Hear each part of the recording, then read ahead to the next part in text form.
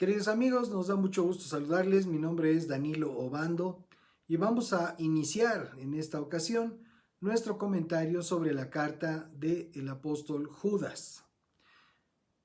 Y en esta ocasión vamos a considerar el primer párrafo de esta carta. La escritura nos dice así: Yo, Judas, que soy siervo de Jesucristo y hermano de Jacobo, saludo a los llamados, amados por Dios Padre y resguardados por Jesucristo.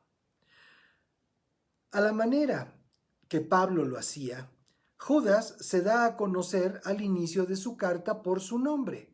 De este nombre podemos saber, como lo indica el diccionario Strongs, que proviene del vocablo hebreo Yehuda, que a su vez tiene su origen en la palabra yada, que indica un movimiento de brazos como para arrojar una piedra, una flecha, y como una acción de reverencia y alabanza con las manos extendidas. Algunos traducen esta palabra hebrea como alabanzas sean dadas a Dios.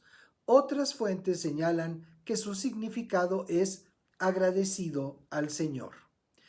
Judas es el nombre de 10 israelitas, uno de los cuales fue el cuarto hijo de Jacob y dio nombre a la tierra que le fue asignada. El capítulo 6 de la versión del Evangelio de Jesús, escrita por Marcos en el verso 3, nos presenta las preguntas que muchos se hacían luego de escuchar a Jesús enseñando en la sinagoga de Nazaret, que constituyen una referencia importante para entender quién era este Judas. ¿Acaso no es este el carpintero, hijo de María y hermano de Jacobo, José, Judas y Simón? ¿Acaso no están sus hermanas aquí entre nosotros? Y les resultaba muy difícil entenderlo. Las mismas preguntas son presentadas por Mateo en el párrafo 55 del capítulo 13 y en el verso 3 del capítulo 6 de la versión de Marcos. Efectivamente, de acuerdo a estos párrafos, este Judas era hermano del Señor. Yo, Judas, que soy siervo de Jesucristo y hermano de Jacobo. De los hermanos de Jesús sabemos que no eran apegados a sus enseñanzas y no eran parte de sus seguidores, conforme es posible apreciar en los párrafos 3 al 5 del capítulo 7 del testimonio de Juan sobre la vida de Jesús.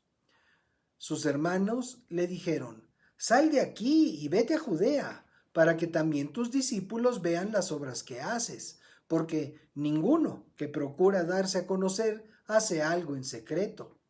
Ya que haces estas cosas, manifiéstate al mundo. Y es que ni siquiera sus hermanos creían en él. Entonces podemos afirmar que Judas fue transformado en su corazón respecto de Jesús luego de su resurrección, dado que en el capítulo 1, versos 13 y 14 del libro de los Hechos dice lo siguiente: Cuando llegaron a Jerusalén, subieron al aposento alto, donde se hallaban Pedro, Jacobo, Juan, Andrés, Felipe, Tomás, Bartolomé, Mateo, Jacobo, hijo de Alfeo, Simón el celote y Judas, el hermano de Jacobo. Todos ellos oraban y rogaban a Dios continuamente en unión de las mujeres, de María, la madre de Jesús, y de sus hermanos. En este escrito, Judas ya se presenta como siervo de Jesucristo. Resulta muy importante que, habiendo compartido su hogar y a sus padres, los hermanos de Jesús no hayan creído en él como los discípulos. Ahí vemos cumplida la sentencia dicha por Jesús mismo, presentada por Mateo en el capítulo 13, verso 57. Y les era muy difícil entenderlo, pero Jesús les dijo: No hay profeta sin honra, sino en su propia tierra y en su propia familia. Lo mismo suele suceder en el contexto de los hogares, en donde alguno de sus miembros conoce a Cristo antes que los demás. Saludo a los llamados. Otra manera de dirigirse a quienes han seguido el supremo llamamiento en Cristo, del que dio testimonio Pablo a los creyentes de Filipos, en el capítulo 3, versos 13 y 14. Hermanos, yo mismo no pretendo haberlo alcanzado ya, pero una cosa hago. Me olvido ciertamente de lo que ha quedado atrás y me extiendo hacia lo que queda adelante. Prosigo a la meta, al premio del supremo llamamiento de Dios en Cristo Jesús. Llamados por Dios, Padre, y resguardados por Jesucristo. Dios es quien nos llama a una relación personal e íntima con Él. Y cuando correspondemos, somos confrontados para nuestro arrepentimiento y el perdón correspondiente.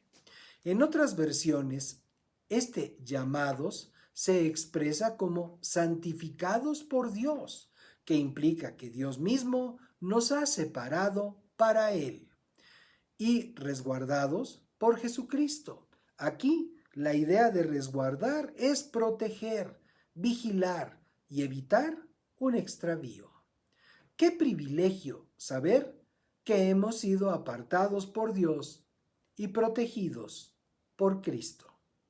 Bendiciones y paz. Nos vemos en la siguiente.